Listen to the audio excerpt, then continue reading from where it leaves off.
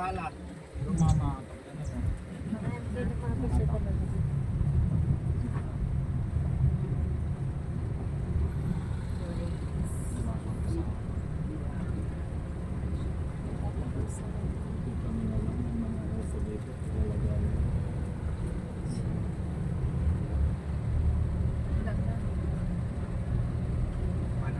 Ayun yung popo nila.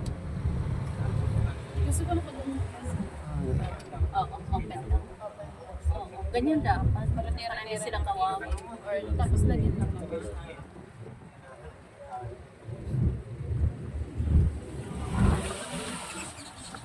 Parang ganito yung ano na, yung pinunta namin yung may mga giraffe. Kaso, napakalaki nun. At saka ang ganda ng landscape.